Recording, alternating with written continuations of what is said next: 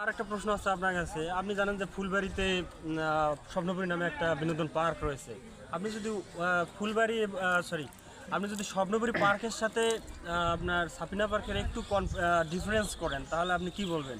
আসলে পার্ক স্বপ্নপুরী শুধু না, যে কোনো পার্কই বাচ্চা এবং দর্শনার্থীদেরকে অনেক বেশি আনন্দ দেয়। এখন কম্পেয়ারের কথাটা যেহেতু বললেন, তুলনা করতে গেলে দেখা যাবে যে আসলে আমরা ওই শহরে বাস করি জন্যে আমি বলছি না, স্বপ্নপুরী পার্কটা এমন একটা পার্ক যেটা দেখলে আমার মনে হয় যে বাংলাদেশের আর অন্য কোনো আর্টিফিশিয়াল কৃত্রিম যে পার্ক সেগুলো আপনার ভালো লাগবে না।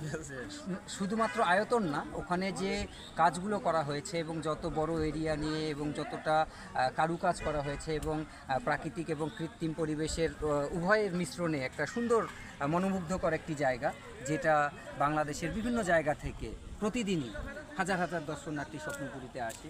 তো তুলনা করতে গেলে স্বপ্নপুরীকে একটা আলাদা জায়গায় রাখতে হবে, এটা আমার ব্যক্তিগত অনুভূতি। আর আমি প্রথমে যেটা বললাম, প্রত্যেকটা পার্কই অনেক বিনোদনমূলক। পার্কে গেলে আসলে আমরা অনেক বেশি আনন্দ মজা করি। তো স্বপ্নপুরী স্পেশাল। ওকে, আপনাকে ধন্যবাদ। আচ্ছা আচ্ছা, ঠিক আছে, ধন্যবাদ।